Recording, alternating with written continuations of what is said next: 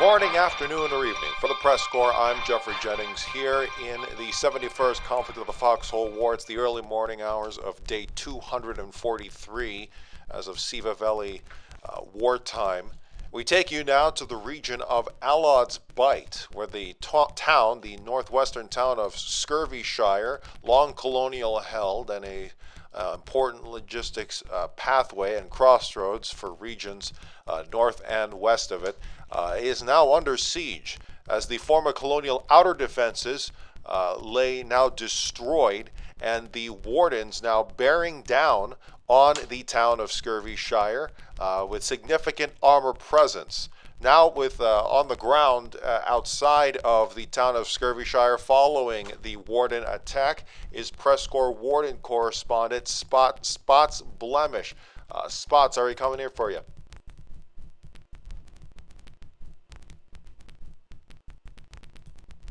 I'm sorry, hold on.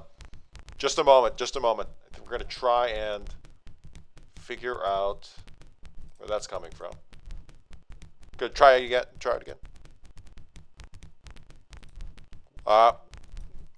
Hold on. Hey guys, can we build some windows on these, in this bunker so we can aim? Try once more, Spots. There you go. Have some rifle. Yeah, look around, man. Currently just north of the town of Scurvyshire itself. Figure it out, infantry. Scurvyshire itself. Warden forces are trying to push into the main city with currently one bunker line remaining until the first G houses are going to be under fire from Warden forces. And speaking of the devil, the bunker I mentioned has been knocked down.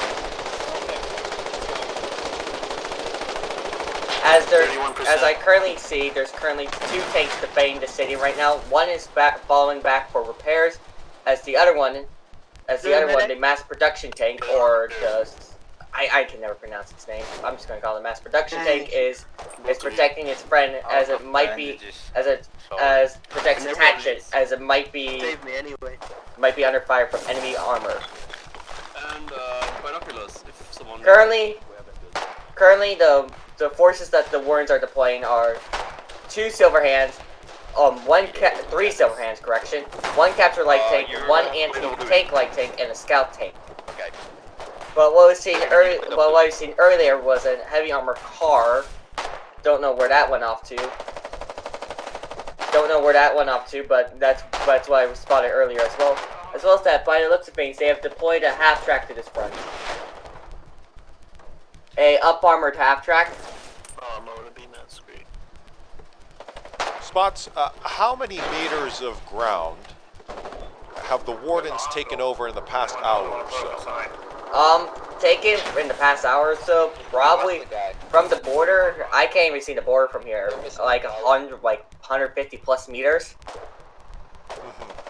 This is a strong offensive drive towards Scurvyshire, as much as the outer defenses have been absolutely destroyed, and the bunker base, one bunker base confirmed captured by the Wardens, if not captured, at least taken out of the equation for the Colonials, as the Wedge just drives deeper into the town, at least from the reports that we're getting. Can you confirm all of that?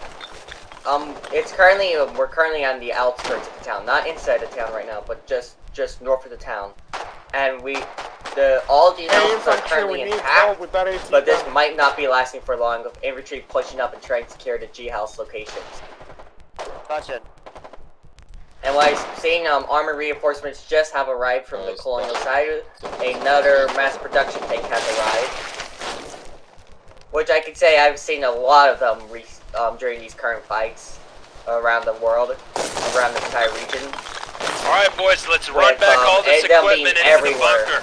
As the new, standard, ready-to-go colonial tank. Which makes sense. It's called Falchion. At least that's what I'm calling it, until corrected otherwise. Jeez, mate. With the current looks, the Wardens are trying to demolish any AT defenses to to allow their tanks to knock out all the infantry-focused defenses that do not get equipped with major AT malfunction. supplies. I do. I'm out here for last. That's No. Hey, yo, I know. what the I know. boys? I don't know what to do with him. I know you're smart. With no major tank fights right now, as the both tank forces trying to stand off. But a tank fight could be happening within the day Medic, can you take care of this guy, between both please? forces. Do I have to... What is the major obstacle for the Warden offensive Any into medic? town? Press What is preventing The them main from truly main steamrolling? offensive. Number one. There you go. The main offensive is really the infantry and being Thank you. nighttime. Save this. Nighttime is a major issue for the You're gonna make it. due to the fact that their tanks can't see any threats around the area. Right, so it's about 100 and, not 100, but it's they're currently tanks. 400 more or less in and around the Siva Valley time, which means that much of the daylight will come around 0500 and finally 0600 is when daybreak truly Actually, comes over. my local time correction for you. My local time says it's near 1 a.m. Check your clock again. Yeah, it says around 1 a.m. I feel like, and I don't know why it says 1 a.m., but it seems a bit dark over here. Okay.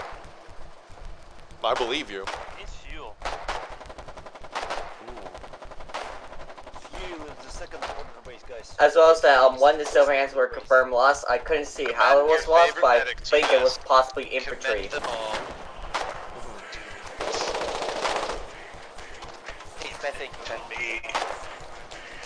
What regiments can you confirm are operating in numbers in this attack? Can't just sit around here. Are you referring to fire support? By one, those done. But there's confirmation I heard. There's confirmation from both sides that the big boys have been unlocked, the 150 mil guns.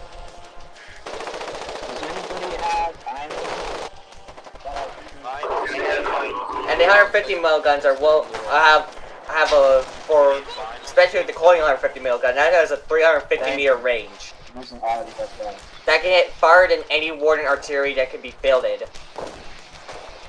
But it trades off for its range for less accuracy and being more expensive to produce. Alright, I'm here. I'm getting it. Actually, this is a common thing I noticed with Warden artillery. They cost less than the Colonial counterparts. In general?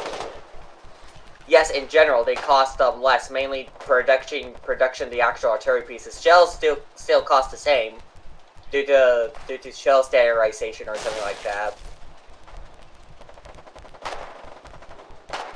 Well, regardless, it sounds like that the Wardens have the armor advantage from what you've described, but the Colonials leaning heavily on their defensive line. Is that correct?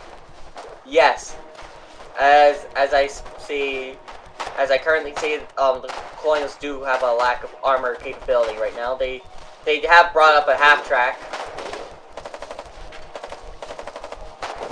A half-track, a light tank, a falchion, two falchions by the looks of things. Actually, no, just one falchion. But I do see as well as that running.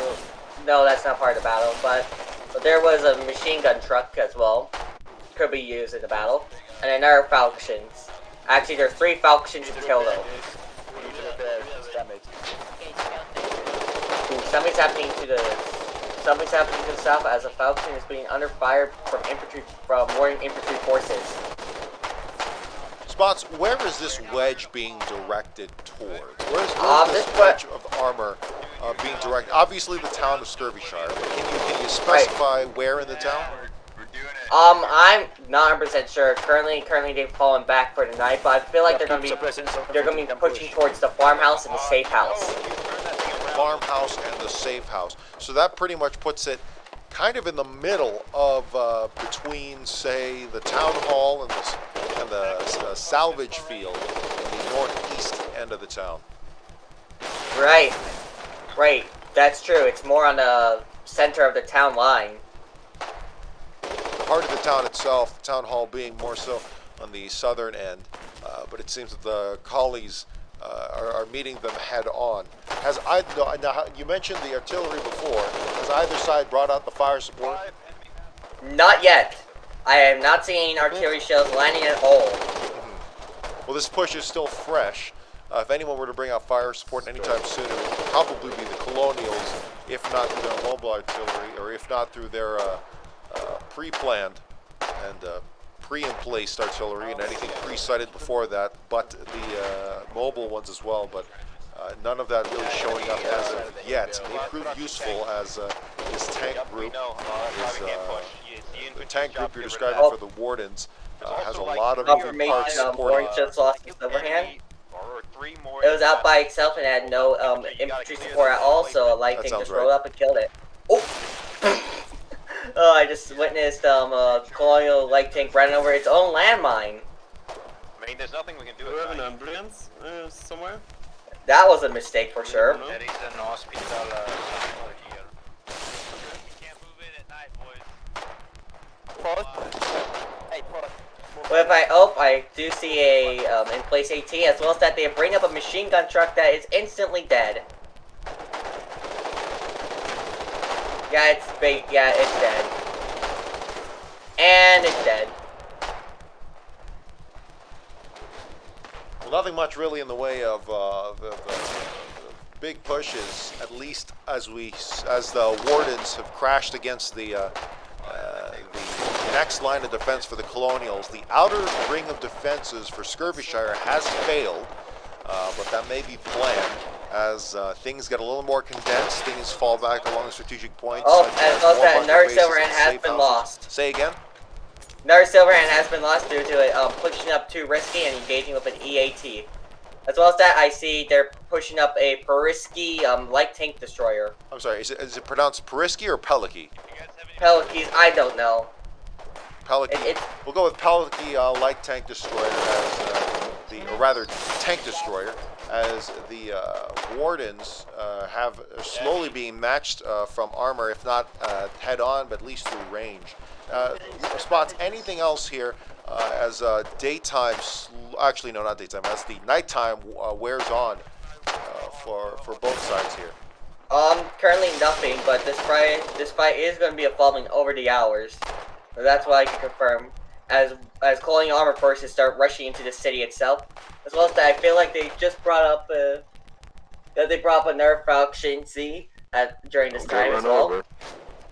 So I think Warden armor might be outmatched currently.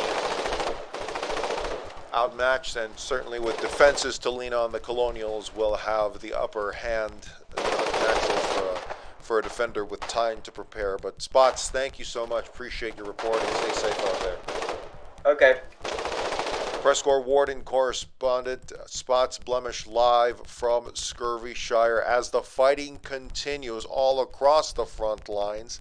Salt Caps nearby and neighboring Drowned Vale continues to be pummeled by Warden onslaught, as the Wardens have managed to dig in just a little deeper into the town, now crossing the street from their northwestern quadrant at Salt Caps and crossing over into the southwestern quadrant where the town hall lies. Many of the defenses slowly failing from the siege proper, and more Colonials attempting to reinforce, but they've got a long ways to go from being able to reach that town, considering there's a lot of the natural defensive environment also works against you when you're trying to bring supplies forward.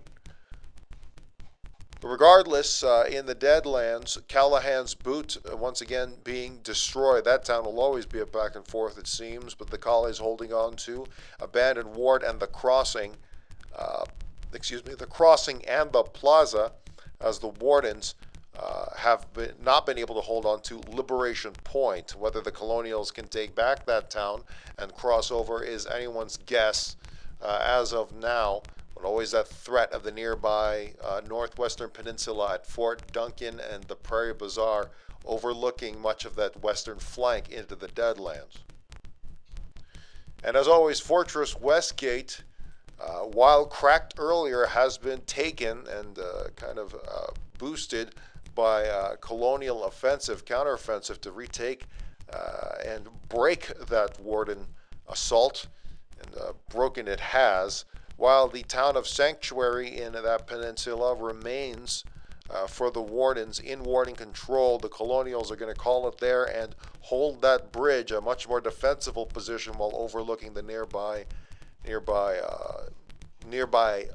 beach at Gallows, hoping to prevent any future incursions. 1.5 million combined dead here in the 71st so far, on track to be the deadliest conflict.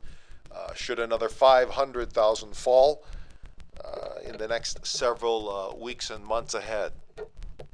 We're also going to be keeping an eye on the rocket development from both sides. Currently, the rocket watch level is at level 4 waiting. Both sides have not confirmed the use of ballistic rockets, non-nuclear ballistic rockets here in the 71st conflict so far, but that may change soon. Once either side confirms the use and clears the use of non-nuclear ballistic rockets, then we will elevate that rocket watch level from 4 waiting to 3 assembly, as whichever side decides to get that first will certainly be busy constructing away. And as that rocket watch level rises, things are going to get a lot more hectic. But before we enter the age of super weapons, plenty of more fighting on the boots on the ground fighting ahead here in the 71st conflict, day 243. Plenty more days to go. For the Press Corps, I'm Jeffrey Jennings. Let's take you back to the music. PressCorps Radio. Fucking don't tune away. Don't even think about it.